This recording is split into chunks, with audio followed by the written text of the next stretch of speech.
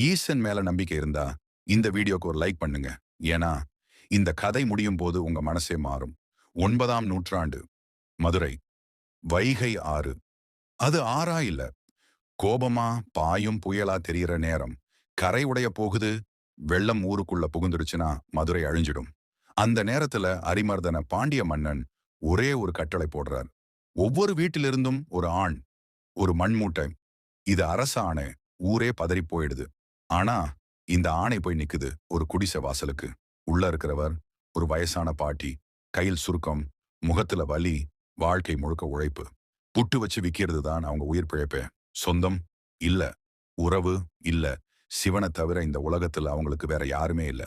அந்த பாட்டி வானத்தை பார்த்து கண்ணீர் விட்டு சொல்றாங்க, ஈஸ்வரா, நீங்க தான் எங்க அப்பா, நீங்க தான் என் பிள்ளை. இப்ப நீங்க காப்பாத்தலன்னா என்னால ஒண்ணும் செய்ய முடியாது. இந்த அழுகுரல் கைலாசத்துக்கு போகாம இருக்குமா? அங்கே அமைதியா இருந்த ஈசன் கண்ணை திறக்கிறார். இது ஒரு பாட்டியோட அழுகை இல்ல, இது ஒரு பக்தியோட கூப்பாடு. அடுத்த நொடியிலேயே ஈசன் மதுரைக்கு வந்துடுறாரு. எப்படி? மின்னலா? இல்ல ரிஷியா? இல்ல, ஒரு சாதாரண கூலி தொழிலாளி வேஷத்துல. ஆற்றங்கரை ஓரமா ஒரு சிறிய புட்டுக்கடை. அங்கே அந்த பாட்டி அன்னைக்கு கூட புட்டு வேக வச்சுக்கிட்டு இருக்கிறாங்க. அப்பதான் அந்த வாலிபன் வர்றான்.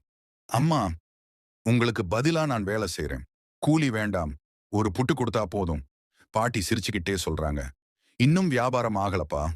அவன் அமைதியா பதில் சொல்றான். உடைஞ்ச புட்டு இருந்தாலும் அது எனக்கு அமிர்தம். அந்த நாள்ல ஒரு அதிசயம். பாட்டி சுட்ட ஒவ்வொரு புட்டும் உடைஞ்சுதான் வந்தது.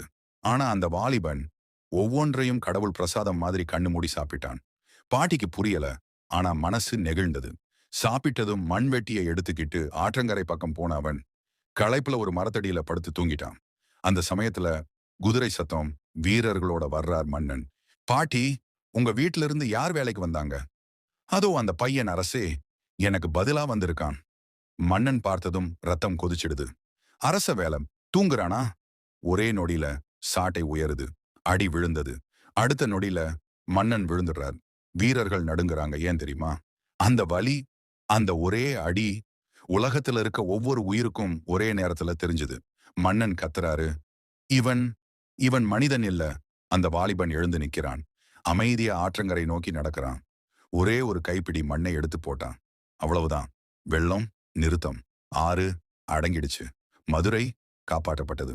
அந்த வாலிபன் சிவபெருமான் சுயரூபத்துல காட்சியளித்து அந்த பாட்டிய கூப்பிடுறார். அம்மா, உன் புட்டு எனக்கு பூஜை, அவளுக்கு முக்தி, சிவலோகம். இப்போதான் கதை முடிஞ்சுதா? இல்ல, அங்கதான் ஆரம்பம். இந்த இடத்துல புட்டு சொக்கநாதர் கோவில் எழுந்தது. இன்றும் ஒவ்வொரு வருடமும் புட்டு திருவிழா.